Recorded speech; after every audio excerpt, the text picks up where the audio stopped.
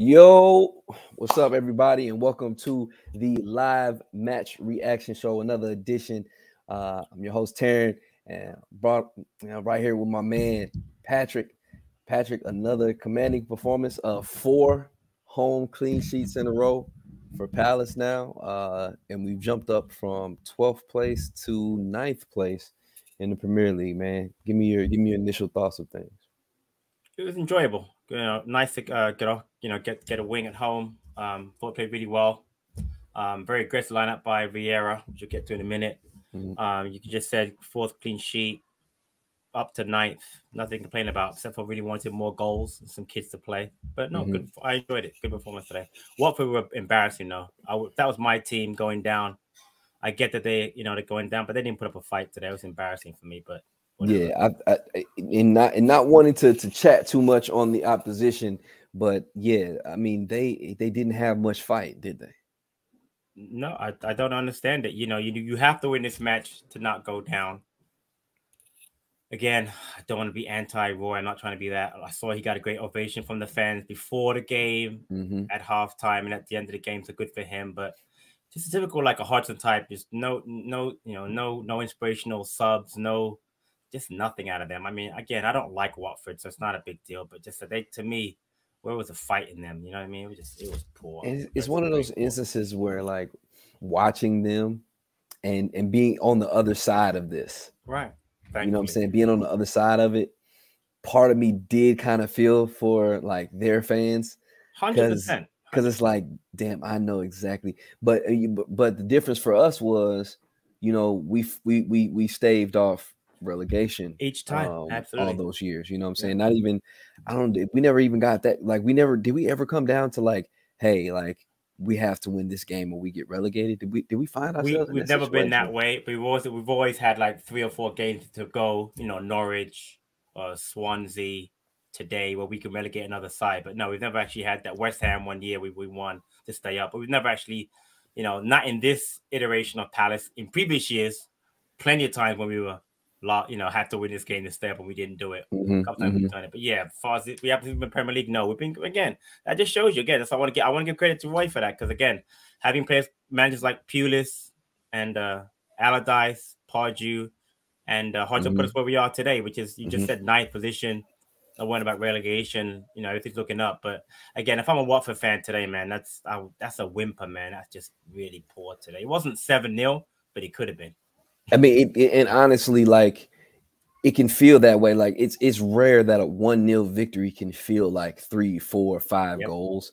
But this was one of those matches just because we probably had almost, I mean, we'll get to the stats in here in a minute. But I wouldn't be surprised if we had close to 70% of the possession.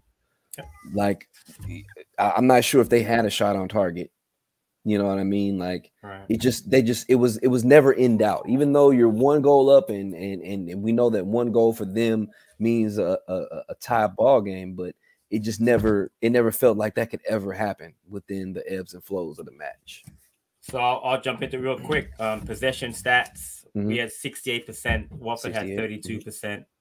It was 70% to 30 for the whole match, because I checked that 15 minutes. We're up 70 to 30, which is ridiculous. Again, great to see Palace dominate the ball. Love to see it. Shots 15 for Palace, 6 for Watford. On target, as you called it, 7 for Palace. Only 1 on target for Watford. Only 1. I feel like that one was just kind of like, was that the slow roller that King got? Probably. I remember. Joshua King one, exactly. Yeah. Big chances, 4 for Palace, none for Watford, and 8 corners for us. Which again, I like and 5 for Watford. I like the corners by Lise and Eze, but I think we got to do better next season on capitalizing. I thought, I think it was Dowie, maybe the head guy said today, we need to get, it was Dowie, Ian Dowie on the commentary mentioned that. Just put a guy in front of the keeper so they can't get a free run at the in-swingers would be better. But that aside, I mean, listen, like I said, great performance today. So let me just pick out a few players I really enjoyed today. Glad Butland got a start, and again, wow, I just feel another clean sheet for Butland. Yeah, and I didn't. Did you hear? Because I mean, I know you have your ear to the ground about the lineups and stuff. I mean, let's be honest, everybody. I want to put this out there. Patrick's got a source that is God tier. Like, we're talking 2.5 hours before kickoff. Patrick comes and tells us, "Hey, Edward, Elise, Eze. Oh, and then the one that really got me, Hughes and Gallagher. I was like, oh, he's like, if from my source, possibly could be right. Right. Lo and behold, boom, correct again. So shout out to your source. But the whole Guaita thing was just it wasn't not just to rest him. He was fine. So he was just rested today. So I'm glad Butler got a chance to play. Hughes in the middle was interesting. I thought we actually blew like we played a 4-1-5. Hughes actually by himself dominated the midfield by himself. I mean, Eze was in there obviously, and so it was almost like a 4-1-4-1. It really exactly. You know what I mean? Because but at the same time, kudos to him. Like he was the engine. He was the engine. He did a great job back there, man. Does a great job. I love the play of Elise. Like you mentioned in the chat, if he gets a right foot, he'll be unstoppable. If he gets a right foot, he's an $80-90 million player. Yeah, like, exactly right. You know, like to that point. But I mean, and this is one of those things like he'll develop that. You know what I mean? It's not like I hate to bring it up, but it's not like your Arsenal going after Nicolas Pepe, who's 22, 23 years old and still can't use his off foot. You know what I'm saying? If 3 years comes and he still can't use his right foot, then yeah, you're not that guy. I'm not paying $75 million for you. You know what I mean? Exactly. Yeah. So, but AY, you got a point. Mathematically, we talked about this. We just talked about before we get mathematically, if we went out and West Ham don't take another point, we can get 7th place. It's a big ask, and we're talking about before. Yeah, they're on 52 now. Obviously, they got 3 left. We have 3 left, so we can get to win on 9, get the 9 points. We'll get to 53. Yep. So that was what it would take, but it's a big ask. But so listen, we can get, something to look forward to, right? They could get a tie in there, and if our goal difference is better, goes up, right? I mean, listen, man. I'm sure Vieira's mentioned it to the players. You got to mention something to keep them motivated, because again, credit to the players today. What do we play for today? You know, we know we're not going down. There's no FA Cup final to keep us injury free from. So I like the fact that the players are playing well. So I mean, and we talked about that because you know, prior to the show, you were saying, you know, it was a great performance. Prior to the game, you would have loved to see some of the young guys make the bench. Right. And I wonder what is the talk in the locker room right now, in the dressing room, because it's kind of like, you know, we talk about what are you playing for? Yeah. You know, and is Vieira possibly telling them, hey man, keep playing? Because I've seen crazier things happen in my time in the Premier League. And if we went out these last few games with scoring some goals, you all might be somewhere that nobody expected you to be, and the season becomes much more than we ever anticipated it to be. We're on course to not only finish our highest position ever, we're also on course to have our first ever positive goal difference. Which I think after today we're at 4. It's +4 now, yeah. +4. And I think that's actually higher than Wolves right now too, who's ahead of us. It is. Well, you're good. It's plus Wolves +1. United is a +5. It's a +5. Yeah. I mean, you're right. It's ridiculous. So there's a lot of positives. So your point about what we're playing for, that's definitely one of them, just to keep playing. Also, for next season, I mean, besides certain players we know not coming back, some players are playing for playing time. You know, maybe even a Joe Warbeck might be playing for a contract, an extension of contract. Hughes might be looking for playing time to bring another midfielder in next season. Olise hasn't started every game, so he's looking for playing time more next season. Obviously, he'll get it with he's looking to be the right winger. You know what I mean? Edward, I thought again. Let's go. Hey, you want to talk about guys that played well today? I think Edward took his opportunity not only in the starting lineup, but starting in the middle. I agree. Like he had, if he was to finish that play, that's the thing. That's the thing, T. He just has to fit. I think he takes too many touches in the box. And I think that's fine for him because he's getting used to the Premier League. But next year, if he take a few less touches in the box, he'll score that. Boy, right through Foster's legs. So very unlucky. Oh, but again, if he, because people are saying, well, why isn't he playing? It's clear he doesn't train hard enough, which is fine. He'll get it, or he won't, because and part of that is him learning. You know, because like at his time at Celtic, he probably didn't have to. Exactly. I didn't have to train hard. You know what I mean? I know you've seen it. If you watch the Nice documentary with Vieira, the interesting how he bombed out. Why I keep forgetting his name? Why always me? I don't know why I keep forgetting his name all the time. Wiley and Cyprian. No. Why always me? The Man City. Balotelli.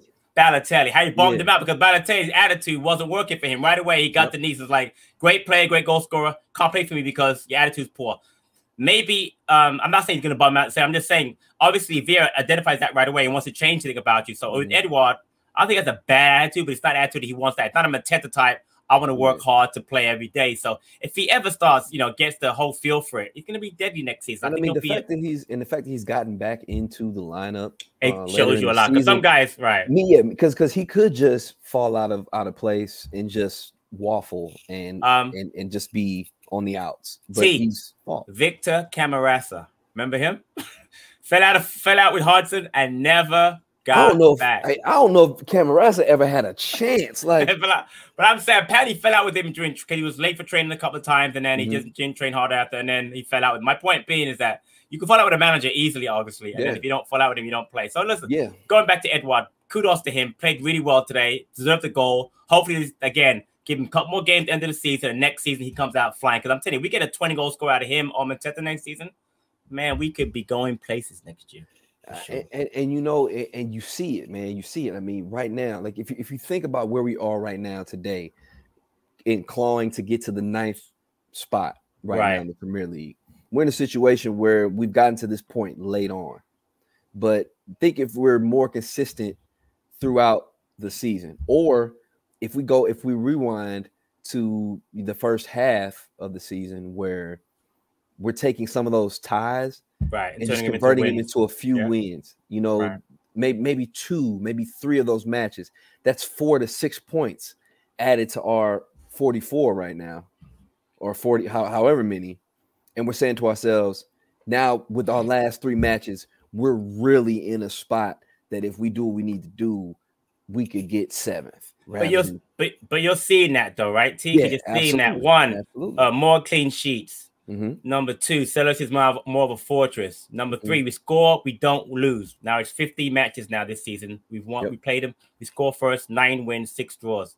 Not conceding late goals hasn't happened since the Chelsea game. Unless you want to correct me, right? The last time we got a late correct. Correct. Not giving up a lot of goals on set pieces. Yeah, every once in a while we have that little slip, but for the most part, but I mean, it's kind of like a bend but never break, but not break type thing. I think everybody has an off. 100% they do. 100%. So to see that growth in Vieira in a very young side, knowing that, and you can go into if you want, knowing that we're going to add players, maybe to Corey, who else? Who might add a right back, maybe add another striker, a young striker. Maybe Luke Plange gets in the squad next year and add something because I'm hearing great things about him. Do you know what I mean? I wouldn't be surprised if 3 or 4 of our U23 guys find their way into the first team a little bit more often. I think when I think about who those guys could be, it's probably Jez, Adaramola, when O'Brien comes back from loan. They're in the playoffs, by the way. Great. I saw that. They made it into the which is great for him. So that means he's playing. He's crucial minutes, big time, 100%. Minutes. So I could see him coming into the squad and maybe find himself in that 4th center back role, kind of like where Kelly is right now for us. By the way, notice who came on, moved to center. Joe Ward. You said that before, I believe, right? He didn't look out of place there. Played well, by the way, at left back, but in the center, he was decent. So maybe that's the way we save some money and keep him playing. You know what? If we don't want to go out and buy another center back in the summer, it would make sense for us to slide Joel over into that third to 4th center back role. Right. Let O'Brien come and be in that 3rd to 4th role to kind of let them decide. And then you re-sign Kleiny. And then we bring in another right back. So we have all the right back cover we need. And we know Joel is kind of an emergency right back situation. You know what I mean? So he still has an integral role to play on the squad. Gotcha. You know what I mean? I could see that if we didn't want to bring in that 3rd center back, because I mean, honestly, the O'Brien kid could end up being pretty solid, man. He's a big kid too. You know me, I'm all for that. So just want to say, well, first, thanks for everyone in the chat, Robert Brown, Wesley Dunn, etc. So a couple of comments I want to pick up on. Would like us to go in for Saw. Let me tell you something. Based on today, I wouldn't go in for him. Me either. You know what? At the end, the one play that made me think, he ain't two of them actually. The cross that came into him that he didn't even try to react to. Play exactly. It. Right, exactly. And I'm like, dude, what are you doing? Like, You got a golden opportunity down a man to score a goal. Didn't even try. Then a few seconds later, he had a one-on-one with Joel Ward on the right side. Go. And he didn't even challenge him. Exactly. Go, man. Go at him. Go. Yeah. That saw boat has been brought up a long time. I understand what you're saying. If we could get Sarr for an affordable amount, right? Cool. But I'm not paying $40 million for him. Like, that's not a $40 million player for me. And before we bring in AJ and Aaron, Wesley Dunn, hey, I'm with you, bro. Scott Banks is a free kick machine. I saw him again this week, score a beautiful free kick. I'd love to see him in the squad. Don't know when he play exactly, but if not, I think he needs to get a loan. 100%. Can't play 20s again next season. Because if you're going to decide that Jez is the one to bring up for that other right wing role, then you need to let Scott Banks go out on loan, because he's going to be worth some money. And if we're not going to play him, we need to take advantage of his talent level and use it to our advantage. So anyway, let me bring in AJ and Aaron into the stream.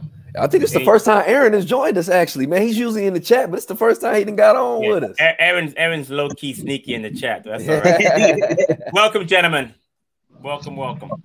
Good afternoon. You on that ride home, huh, AJ? Hey, listen, mate. I'm going out to celebrate, mate. The Watford relegation party. We're nice. Nice one. Yeah, man. You know what, right? It was a good game.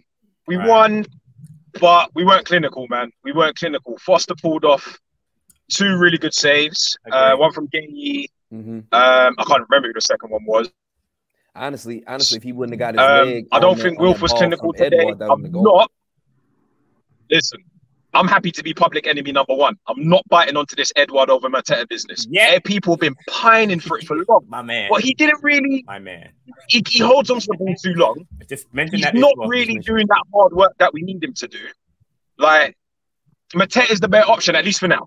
Don't get me wrong. In the summer, after a good pre-season, maybe he might find a little bit of form. But every week, daily, I go into Twitter and I see people going, "Oh, Edward, I just want Edward. Please give us Edward. I'm begging for Edward." Bro, the guy started today. You got what you wanted, and he didn't really. Right. He weren't the guy. Like, he was all right, but he weren't. I think personally, Mateta in that game we're talking about a different story. But we need to be more clinical, man, especially going into next season. Today we could have beat them a good clean 7-0. We could have beat them a good clean 7-0 today, but we weren't clinical. And typical of a Roy Hodgson Watford against Crystal Palace, where they were just there to play rugby with us and we were there to play football. Like, they probably were clearing us out left, right, and centre. How that left back didn't get sent off in the first half, I'll never know. Kamara, so was on crud. The problem is with Watford players, I can't even name half of them, to be fair. So I can't quote who I'm talking about, half of them.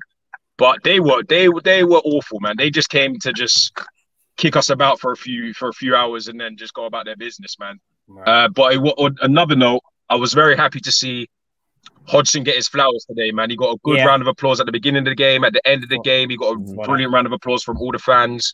They say so credit where it's due with the Palace fans, man. He got his respect, and his respect is due. Yeah. So, Aaron, give us your thoughts on the match today, man. Yeah. Sorry, I've been waffling for a minute, man. Let you not speak for a minute. No worries. To be honest, I think that, you know what, I don't know whether to be grateful or be critical. Okay. Yeah. I think I should do Sorry, both. T, you cut out a bit there, bro. Say that again.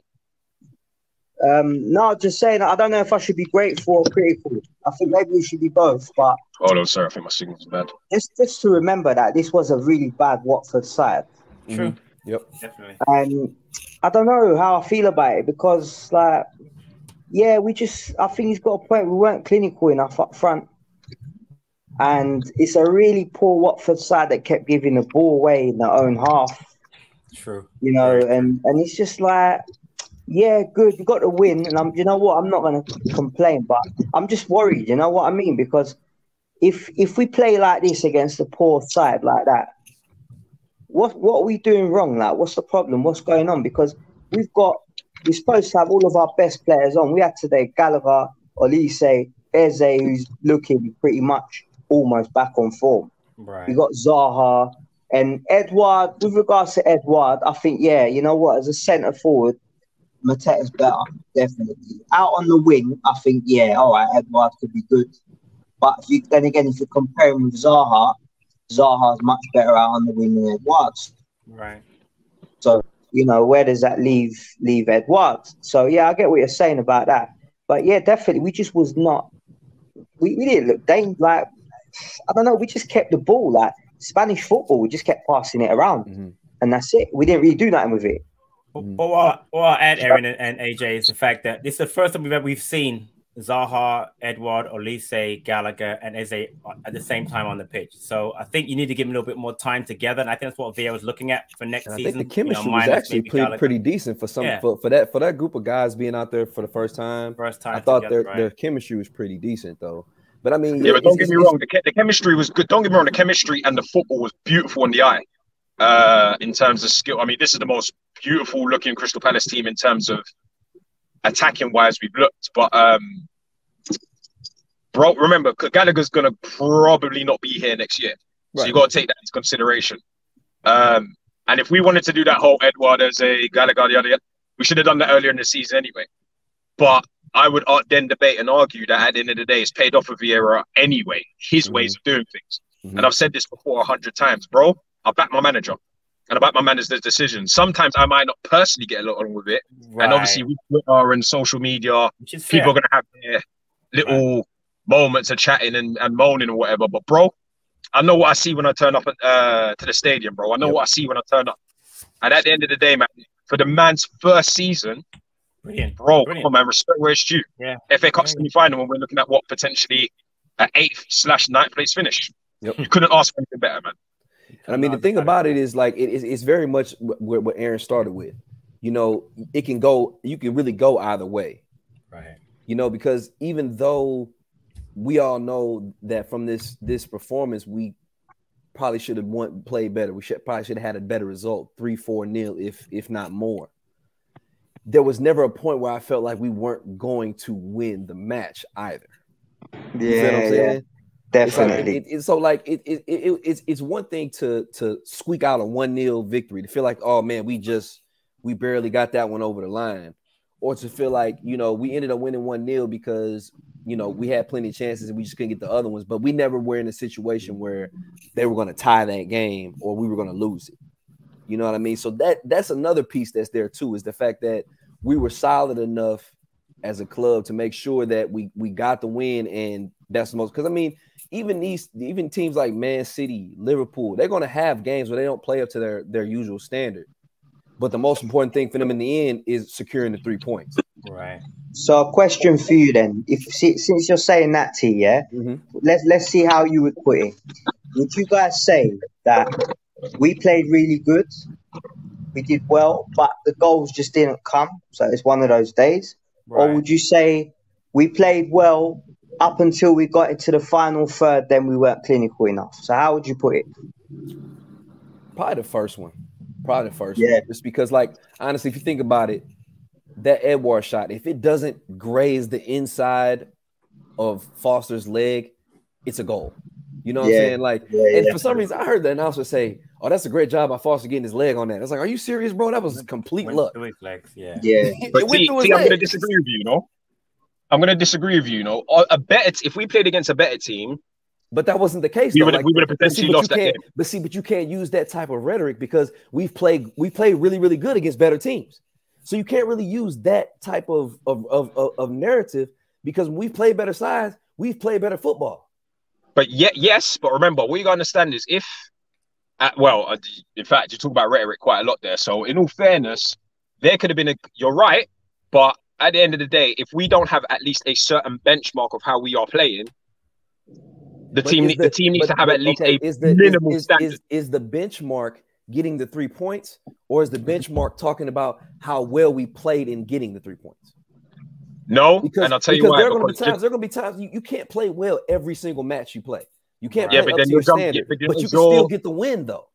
Yeah, but you're contradicting your own point, because at the end of the day, there have been games where we have played outstanding and we haven't walked away with all 3 points. We've either lost or we've drawn games that we always say. So would you rather be in this situation now, where we secured 3 points, and we may say we didn't play our best football, Or would you rather be in a situation where we played magnificent football and we either ended up losing or we gave away another 2 points in a tie?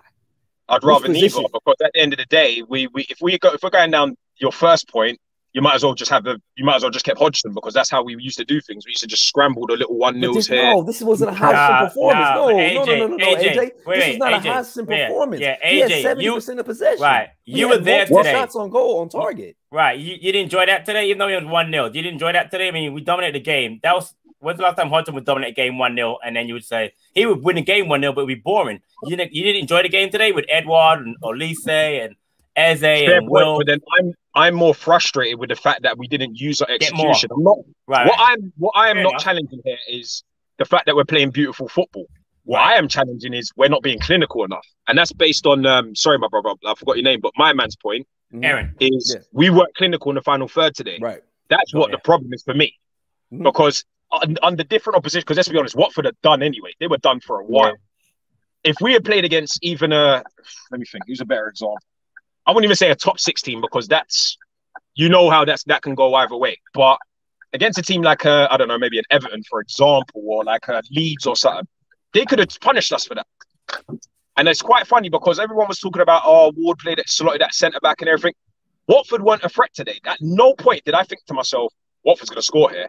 Right. And I'm pretty sure if we played for another 90 minutes or 120 minutes, they still weren't going to score. Yep. If you played against somebody like a Leeds, you would have had people like Rafinha, Bamford, for example. You would have had Richarlison or something that's capitalising on that silly defending, if that makes sense. Well, not even silly defending, sorry. Giving us more things to worry about. But AJ, we just played Leeds 2 weeks ago, and we didn't score, and we got 0-0. So the difference between that game and this game, to me, is that we scored today, and that game we didn't score. Honestly, we just did it. We basically did the same thing as Leeds. We dominated that game. We didn't score.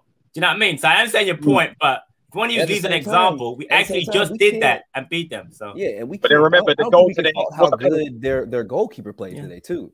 Their keeper made some really good saves. Right. Yeah, no, sorry, guy, but I think it comes back to what AJ's saying. After hearing you all that, do you know what I think? Going by the Leeds game, you made a good point, actually. When you think about it, we dominated the game, but we didn't get a goal. Did get the goal. And technically, today, we dominated the game, but we got a penalty by luck, got the penalty. So really, you have to ask what's going on. Why are we dominating games, but the final product is never there? Like, exactly. What's happening? That's literally the point I'm saying. First year manager, a lot of new players. That's what I would say. That's why don't get me wrong. Definitely, the players are good. Yeah, we're passing around. We're playing out the back really well with confidence as well. But just the final third, something, I don't know. I think Mateta. It's much better when Mateta's on, because when Mateta's on, we press from the front. I agree. I noticed as well. The guy, he does not mess about. He's on the defender's case. He's bullying the centre backs. You know what I mean?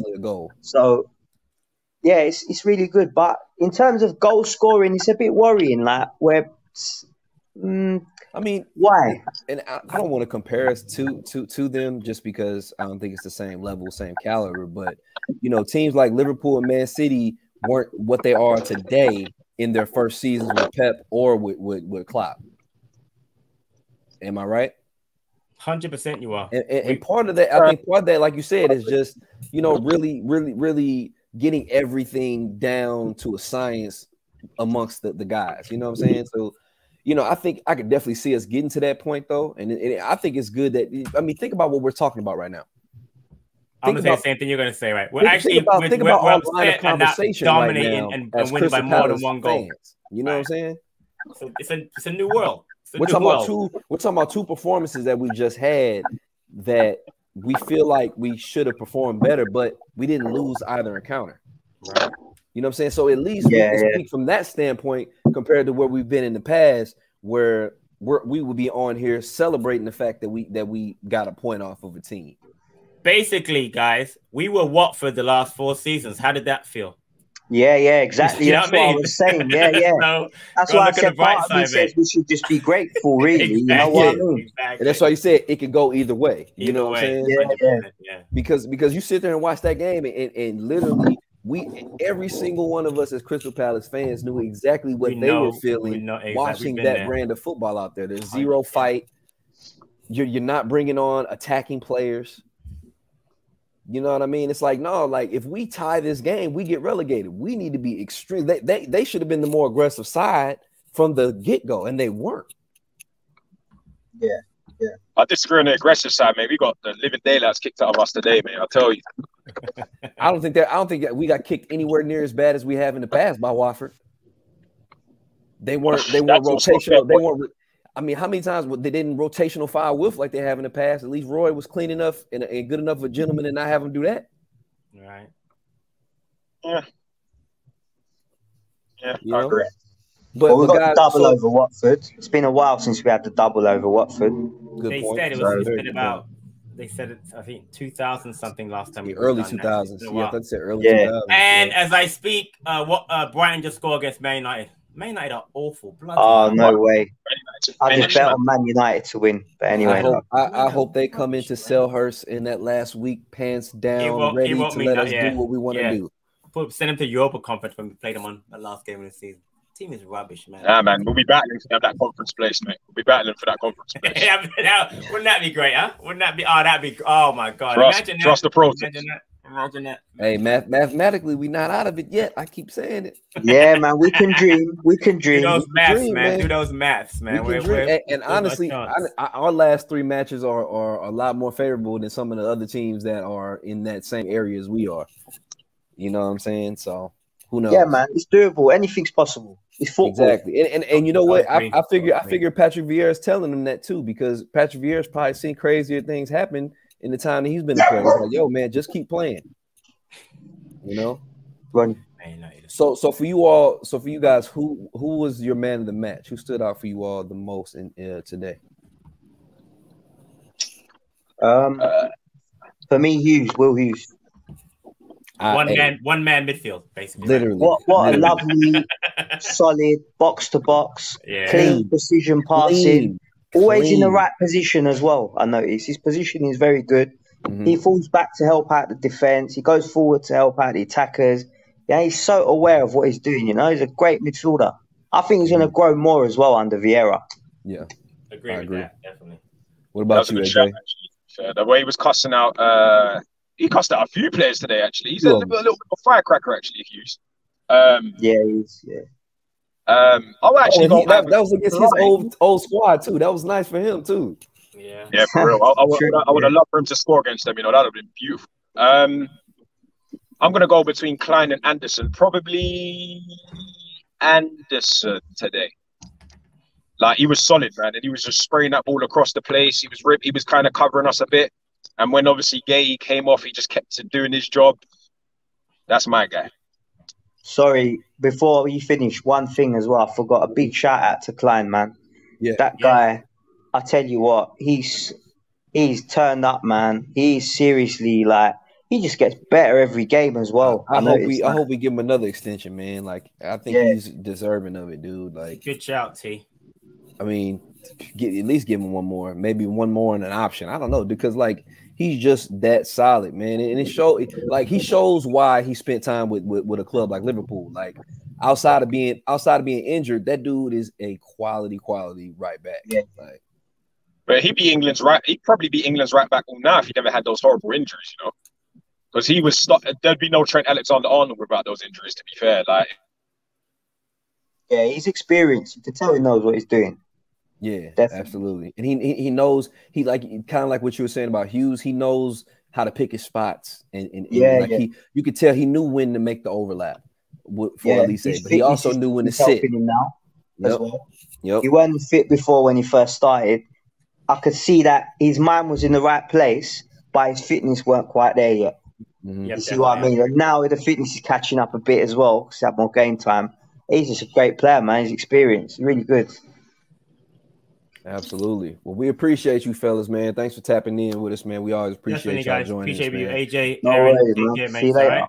Europe next season. That's Europe next season. Take care. Yep. 100%. Take care, lads. Europe next season. I love it. Absolutely. Look like, Jamal says Klein should have played in the semi. I'm pretty sure a lot of people probably had that feeling, Jamal. Not gonna lie to you, man. I'm gonna say it again. And I've gotten that argument with D about the lineup. I don't care what we did again. We weren't beating Chelsea that day. I don't care. We weren't beating Chelsea that day. I just think Chelsea's just that was a tough. That was want. They're just that was going to be a tough. Man. That was going to be a tough uphill battle. We knew it was going to take a lot of luck, which we didn't get any of in that game. And I don't care about tactics. And then D and I've been going back and forth and how in two of the 3 matches against Chelsea, he overthought it. He's a first-year manager with a brand new squad for him. And he's going up against he's going to go against, again, the European champions, man. They're one of the biggest clubs in the world. As much as I hate to say it, I hate to admit it, they're Chelsea. So if we had declined it right back, and I mean, it came down to a Tyke Mitchell mistake. So, I mean. So one thing I do want to point out, and I agree with Felix here with saying that we are overachieving with what we've got in a lot of ways. Yeah. It's interesting because I think coming into this week or maybe earlier last week, I kept seeing people talking about the fact that our point total, where we are right now, with our point total is the same as Hodgson. Here's a big difference, though. Eye test, the eye test, and also the performance of the other clubs in the Premier League. Think about this: in those years when we were with Hodgson and we had the same point total. Think about this for a second. Right now, Everton is in a relegation spot in 18th, and they have 33 points. 33. Yeah. And they're on the cusp of relegation. The league is performing better this year as a whole with where we were with that point total than where we were that year with Roy. And I'll bet my bottom dollar on that one.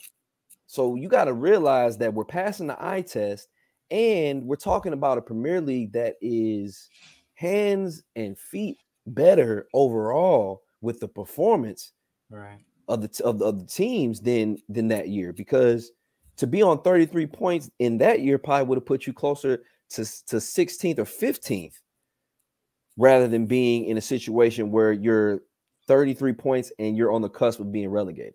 You're right.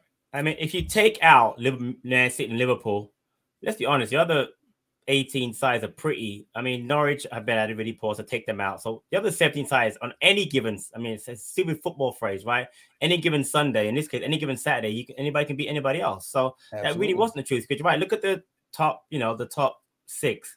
We beat City and we've got a point and a draw off a win and a draw for City, lost to Liverpool twice, lost to Chelsea twice, beat Arsenal and drew to Arsenal, beat Tottenham, lost to Tottenham, and then lost to United, playing last game of the season. And if you think about the losses to Liverpool, we lost one to Liverpool off of what a lot of people consider some really tough calls, technicalities.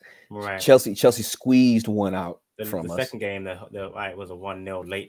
So it's one of those things. I mean, if anything, we prove that outside of what like the Man Cities and the Liverpools, outside of that, you get into the teams 7, 8, 9 for the most part, going against those teams that are 4, 5, maybe even 4, 5, 6.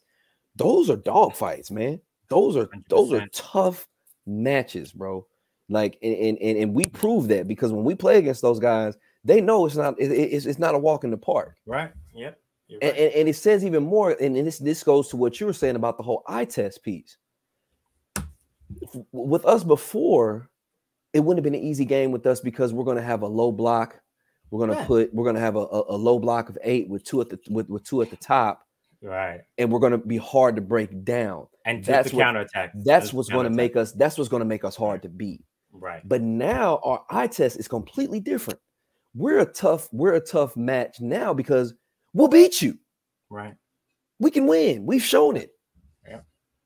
So it's not a foregone conclusion for Man City to come into a match and say, hey, this Crystal Palace, we got these guys. You know what I'm saying? It's not the same Palace. So like the thing about it is you can try to default to statistics and point totals, but there are so many other factors that play into the performance of a team, because I don't think we would find ourselves a win like we did today, jumping up to the top 10, right? One match. You know what I'm saying? That says a lot about what we've come from and where we are right now. I agree. I agree 100%. But I digress. I'm gonna bring on Henry here. What's up, Henry, man? How are you? Hey. How's it going? Can you hear me, man? I'm good. What you guys saying? Oh, man, we're good, man. We're good. So just give us your thoughts on the match today, man.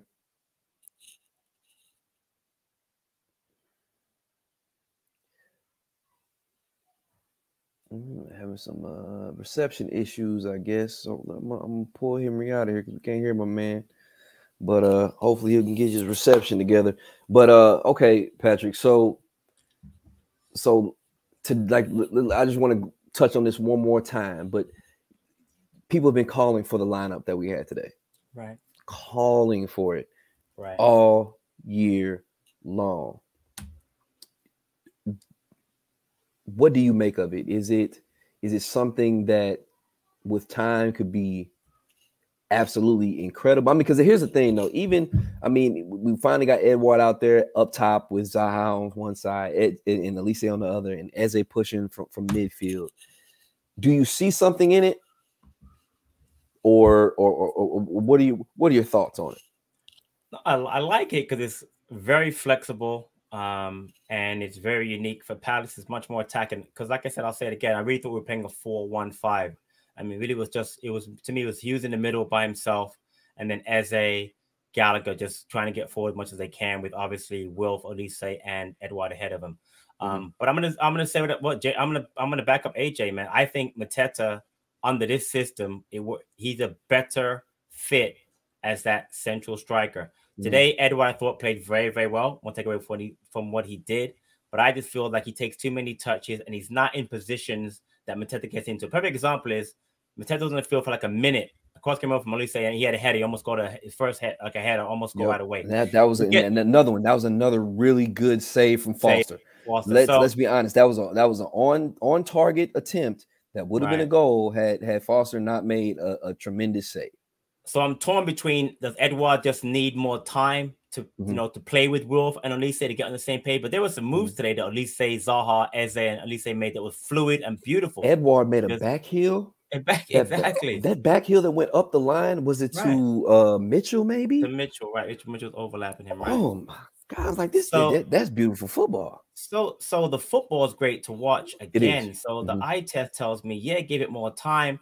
The only thing I would say is, with Gallagher not going to be here next year and the other four likely to be here, and that does include Edouard for me, if I don't think he's going anywhere. Do you see us going to the top?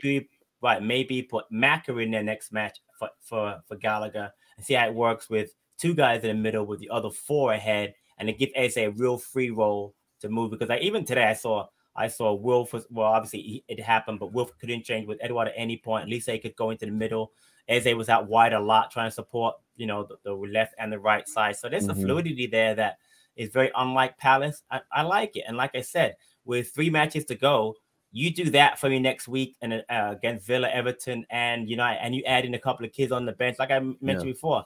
Today been a great time. Get Raksaki could have got some minutes later on, up by a man, up 1-0 at home for Elise. Ademirola, you mentioned Ademirola could have come on for left back for easily instead of Tyre coming on. Instead of Tyreek coming on. So again, just give me, and I guess I'm a huge Scott Banks fan. Where does he play? I don't know, honestly. But that left foot that he had, as far as free kicks, deadly delivery, J. Ward-Prowse, not me fine. I'm not comparing it. I see that. I see the comparison. Make careers out of free kicks and dead ball delivery. So if you can do that, and that's the thing. Like, if anything, if you can't get him into your lineup, right, build his value. Yeah, right. So, because here's the thing: there are clubs throughout Europe that make their living, so to speak, on developing talent and selling it. Lyon, right? Borussia Dortmund, to throw out there. Right. So anybody, they're not just their talent that they get from other countries, obviously. If we're blessed with a dearth of talent in a particular position, in this situation, right wing, if we can't give him the opportunity to get on the pitch for our first team, loan him out, let him perform somewhere, let him be seen performing somewhere, boost his value, and make it good for all parties involved. Yeah. You know what I'm saying? Because like you said, there are very, very few players that have a whip on a ball on a free kick the way that kid has. Right. And it's delivery. I mean, I'm telling you, he's almost automatic, like a penalty kick taker is on free kicks anywhere on the edge of the box. It doesn't matter which side either. I mean, he's ridiculous. He scored a goal this week. I thought was ridiculous. Looking back at some of those goals he's had in the U23s, man. Like, they're not just quality; they're so good that the goalies can't even react to them. They don't make. They're like, okay, that's a goal. Like, I can't go for that. Like, that's what that man says. Yeah. What's going on, Nick? Hey, man, how you doing? I'm good. I'm having a pajama day today. Hey, so, man, take it easy, brother. Big gutted to miss the game live. Lots of swearing at stop-starting streams, but we were good. It was weird to see us at Selhurst on the telly because used to be in there. Stan's mate Ollie went. That still cracks me up. Stan's best mate is called Ollie. Stan and Ollie. I mean, for the teenagers, you won't know that. Why that's so funny, but yeah, Lauren Hardy, yeah. No, so it was good that my ticket went to good use. But nice. Yeah, easy performance, wasn't it? I mean, Watford, did they look like a team that were trying to avoid relegation? Not at all. I mean, no, not at all. They looked like a team that was accepting it. We spoke on the preview show in the week, didn't we, Patrick, about how Watford just didn't seem bothered, and they didn't seem bothered today. It was only when their sub came on. I can't remember who their sub was. It looked like he had any life in. And the Watford fans on Twitter are going absolutely mental because Roy, at the end of the game, walked down the tunnel with our guys. I saw that. He was chatting and laughing with James Tompkins and Will Zaha. He didn't even bother going over to acknowledge the Watford fans. And his words were, they were too far away. He doesn't care, does he? He's got his payday. That's my only thing today is missing Roy for the last time. But good luck to him. And fingers crossed, it might be Luton that come up to replace them, so we don't have to go so far for that away game that replaces it. But Palace today, was it 6 changes or 8 changes from the last game? I want to say 6. Let me think. Yeah. What does that tell you about our squad depth? It's something we've never had before. Something we've never had before. Yeah, it's not diminishing our quality, is it? No, it's good to see. And looking at the player with the best stats, I think, just looking through quickly, was Hughesy. Won so many balls, so many interceptions, his heat map all over the place. Edouard was very unlucky. Could have scored the goal of the decade, let alone the goal of the season when he had that mazy dribble. Ball just went across the goal, didn't it, with his shot? Elise's getting better. Excuse me. Better and better every game, I think. Eze, a little bit better in the middle, maybe a little bit. Disappeared a bit, but, he's learning. Real quick, I want youngsters in. I want to address this comment by Tim. So, first, Tim, thanks for tuning in to the Scream. Hughes doesn't quite have this defensive ability if he plays Kouyaté, though. It's a good point, but as Nick just said, I want to throw out some stats for Hughes defensively. He won 8 out of 11 ground duels, was fouled 3 times. He had 6 recoveries, 2 blocks, and 2 interceptions. That's a pretty solid job by a defensive midfielder in the course of a game. So, I mean, I think he's just a different type of player. He's different. Exactly. I think that's what it really is. You know what I'm saying? He doesn't have the strength that a Kouyaté has. You know what I'm saying? So he's not a destroyer type of defensive midfielder. But it's very similar to what Aaron was saying earlier. He knew where to be on the pitch. 100%. He chose his spots appropriately. And I think when it came to like the supporting the offensive side, he was slower to support and quicker to defend, which meant that, in that position, I'd rather have a guy that's going to be solid with making sure that we don't get beat than one that's too anxious to get too forward to be involved in the buildup. So real quick, going back to again, Center Star, thanks for tuning in. Luton coming up. I know Nick said that. I actually prefer Forest to come up, not in the Forest. Yeah, they haven't been up in a very long time. I used to hate them when I was a kid because of Brian Clough's side. First team ever to go from winning the championship to second division to winning the first division to win the European Cup in 3 successive seasons, which is ridiculous. But I also am a big fan. I'm a fan of Cooper. I just am. I mean, I know D makes a fun of how he looks, but as a manager, I think he's very good. He was under 17 World Cup winning manager. I like him as a manager. So I would like, if I'm going to pick up out of the 4 sides, definitely not Huddersfield. They've been up a couple of years ago. Sheffield United, please no, because it's the same 3 teams that went down are going to come back up again, which I would hate to see. Give me something new. So Luton's not a bad shout, Nick, but if I have a choice, I'd pick Forest to come up this year, but we'll see what happens. That's a good shout. And I'm inclined to agree with you there because they're a quality club. I mean, they're a good club. So and their supporters deserve it. And you can't deny the fact that Cooper is a good manager, and he's shown it. He's shown it everywhere he's gone. He has with when he was with England, when he was with Swansea. Now he's with. He has success where he goes. Like that's why I was when they were talking about him possibly coming into Palace. Like I was like, okay, that's not the worst appointment here. Like exactly his teams play good football. Play decent football, yeah. D has a point. Dude is funny looking. That's okay. He has no point. He never has any point. That's not true. He has no point. Yeah.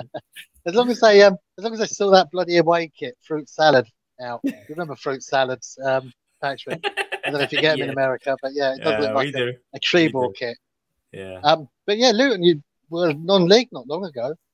That would be a great story. I mean, all I remember about Luton is the plastic pitch, Nick. Remember those days? The plastic pitch. The old pictures where they were hoovering it rather than mowing it. So the playoffs.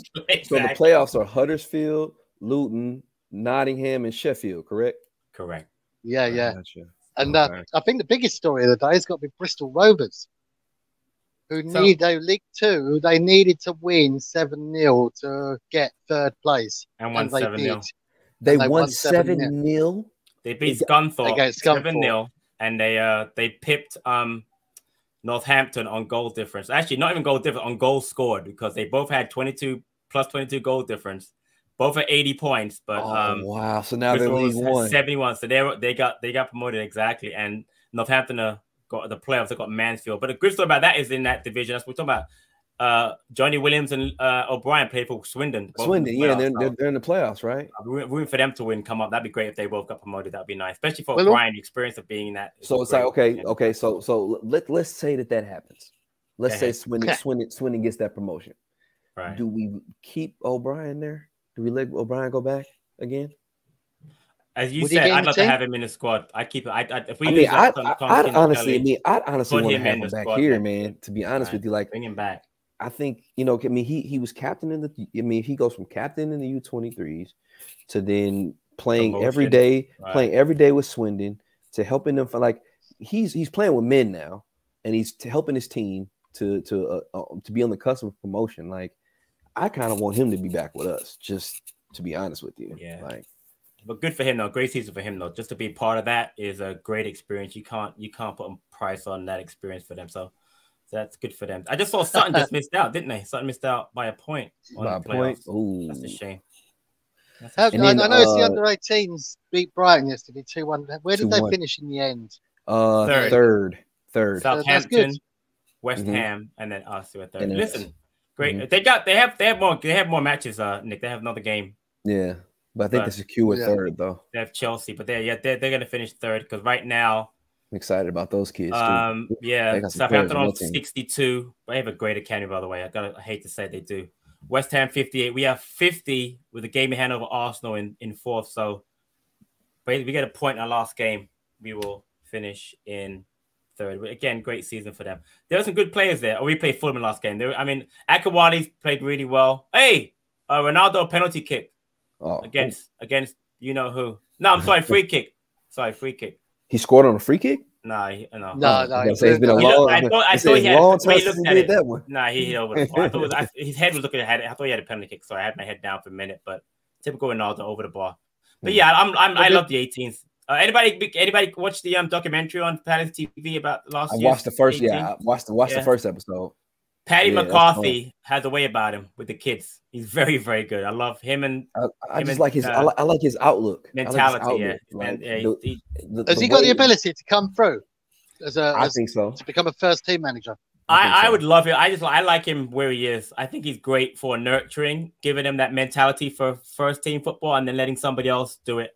That's what I see from him. I think he's a very good nurturer, leader of men. that kind of stuff. The thing that would I could see happening though is like, as much as we love him where he is and we love what he does, I wouldn't be surprised if somebody else said, "Oh, sure, we want him to coach our first team." You know what I'm saying? Like he's that good. Like I think it's because he does a good job of, like you said, of man management and getting to players. Brilliant. You know what I'm saying? Getting people to understand what they need to do in order for the team to push forward and be prosperous. Like I see that from him, especially when he's in the locker room and he was talking to him. It's like, oh yeah, he gets it. You know what I'm saying? I mean, think about last year, guys. That was our first year in Category 1, and we ended up losing on goal difference. I mean, and then this, you know, it's ridiculous. We shouldn't have done that well last year at all. It made no sense. We didn't have the facilities yet, didn't have the players yet, but that shows you how, if you have a manager who can raise that level of players, he raised the level of a lot of players, you know, Mooney and Raymond and Akinwale, and obviously David Amalaba was brilliant last season in the 18. So, you know, he did a great job with them last year. I mean, I love him to stay where he is. So many years ago, we played West Ham. It might have been in the Championship at the Bowling Ground. It was 0-0, but for some reason, me and my kids, they were very young. They were about 8 or 9 then. We got moved to directly behind the goal. The Palace were defending. The game was 0-0. But I saw for the first time, I could actually hear Paddy McCarthy leading the defence. And he didn't shut up all game. Right. He talked a lot of sense. He seemed to have a lot of vision for what was going on all over the pitch. It was a really, really good eye-opener. The fact I couldn't see the other end of the pitch because you were like below the goal. But yeah, it was really, really good to see. Before I go, Patrick and I briefly discussed this last week. Might have been on a preview show or Conor Gallagher review show. Not Conor Gallagher. Oh, just how the outlook is for us at the moment. At the moment,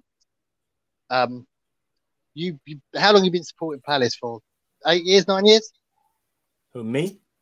No, it's been 9 years. 9 years. 9 years. Yep. You've had great 9 years, mate. In all our time, Patrick and I were saying, this is the most excited I think we've ever been about looking forward. 1,000%. I 1,000% agree with you. Yeah. It is just the under 18s, the under 23, the ladies, women's team, the new academy, the setup, the fact we've got a coach who seems to want to stay here, the fact we've got a chairman who's done his apprenticeship and isn't naive and actually seems to know what he wants to do.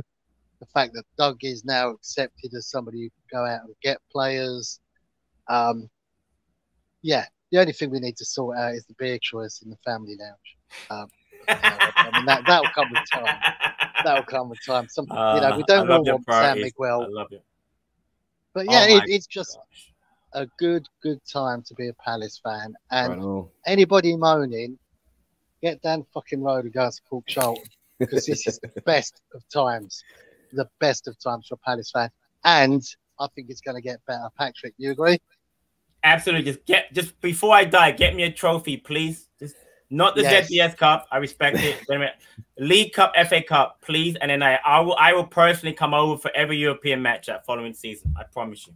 Yeah, that's whole thing, match. man. I'm not going away. I don't travel. Get a trophy. Get a trophy and get us to Europe. And our chances of that. Our chances of that are heightened now with the opportunity to get to the Conference League. Like, you know what that would mean? Like, I was watching just I think was it the Roma game? Yeah. Marino's crying. Marino's crying. He got the Conference League final. Imagine what I would do. All right, I'm thinking to myself, I was like, we deserve these European road away matches. Like, we deserve that. Like, could you imagine what our fan base would be like? And this kind of goes back to just our atmosphere at Selhurst today. Yeah, today with the balloon. Sounded good on the telly. And it was interesting because like the announcers were talking about the balloons, and you know how it got delayed at the beginning because of the balloons. And they're like, oh, this is why they banned them at Wembley. This type of stuff isn't good for the game. I was like, are you serious, man? Like, I was like, that's atmosphere. That is a reason why people see Selhurst as the type of fortress that it is. That's the reason why our fans sing the entire 90 minutes, man. That is the atmosphere that you want to have at your home base, but then you also want to be able to take with you on those European nights. We deserve it, man. Like, I hope we're working towards that. Indeed. Yeah. Anyway, look, before we let you go, man, who's your man of the match? My man of the match today. Sure, Gotcha. Elise impressed me today. Hughes impressed me today. Edouard impressed me today. He did everything but score. But my man of the match, I can't give you one because I can't pick out anybody who was above anybody else. We're not a one-man team anymore. Yeah, exactly. Not a one-man team. Good to have choices when it comes down to that decision. Indeed. And I think we'll beat Villa, and I think we'll actually cement that 9th spot as well. I think we'll finish the highest we've ever. And I agree with what you said earlier about people comparing how we did last season. It's a lot harder this year, the Premier League. A lot harder. Yeah. So it's comparing apples with oranges to say, we should have done better. I mean, maybe we've underachieved with all these last-minute goals we've let in and stuff, but in certain aspects, I mean, like Aaron was saying earlier, it really can go both ways, and you could talk about it both ways because if one or two of those decisions go differently, we're talking about another 6 to 8 points that puts us in a whole nother category of success this season. So, yeah. Right. All right, man, Nick. Well, we appreciate it, man. Appreciate you coming on. All right, Nick. Great seeing you, buddy. Yeah, take care, brother. Pat. Take care, right? Bye. All right, mate. All right, peace. So before we wrap it up, so I want to get your man in the match because we heard from everybody else, but I want to hear your man in the match. And then looking forward to Aston Villa. What changes, differs, or stays the same? So as far as man of the match goes, I mean, I thought Wolf had a very good game today, linking up with Eze and Olise Edouard. I thought as AJ picked out, Anderson played really, really well today. Very solid back there. Butland played well. The few chances that he had. But I'm actually going to give it to Will Hughes. I thought Will Hughes, again, I really, really thought that, considering we were so aggressively going forward to 5, I thought he did a solid job in the middle. And I gave you the stat before about how well I thought he played defensively. But I thought he just, what I like about him is that I think he's more progressive than other DMs that play there. When he gets the ball, he's looking forward. He looks to make a pass left, right, or central. He doesn't always look to go sideways and backwards. So yeah. And he just, for his size, he just gets stuck in. He got the yellow card for committing a foul. Yep. You mentioned before his old club. I thought Will Hughes did a really good job. So I would give it to him. As far as the lineup, honestly, I'm at the point where I'm not even sure and or care. I mean, I'll say it jokingly. I don't want to see Ayo and Schlupp play next week. I completely get it, man. I completely get it. That aside, and like you said, maybe even to a certain extent, you don't need to see Gallagher as much. Exactly. Not because he's not good, not because he's not helping us, but So like what you're getting from him. Like, I'm cool with starting him. I don't have a problem starting him, but at this point in the season, it's like I would like to see some young guys on the bench. Like that's the only thing. And I know we're at 44. You're right. We can still look up the table and say, okay, can we get 8th, possibly 7th? Not realistic, but let's just say we could. So Villa's right behind us with a game in hand. I believe that's Everton. They got Everton. I don't have Everton this week. I think they play Everton this week. I believe so. I think so. I was just looking at the table. I think that's what they got. Actually, no. That can't be right. They have that many games. They have Liverpool, us, Burnley. They have Burnley. They got Liverpool. They're not being Burnley. They're not being Liverpool in that game in hand. That's Tuesday. They got Liverpool Tuesday. Then they got us on Sunday. Burnley afterwards. Right. City. Same lineup would be ambitious to go that aggressive away against Villa. So I'm expecting probably Mateta to come back in. But again, if Edouard trains well, leave him in there. If he trains well, he deserves to keep playing. Nobody's take him out. At least say injury free, keep him in there. I probably think Maka might replace Hughes in the center with Gallagher and Eze. Keep Eze, give Eze those minutes, please. Keep giving him minutes. If Tyreek's feeling okay, let him go back to left back. Joe's been really good, but let him go back to left back. And toss a coin between Butland and Guaita at this point. Butland, honestly, the best backup we've ever had in Premier League has been Jack Butland. It's not even close. I mean, maybe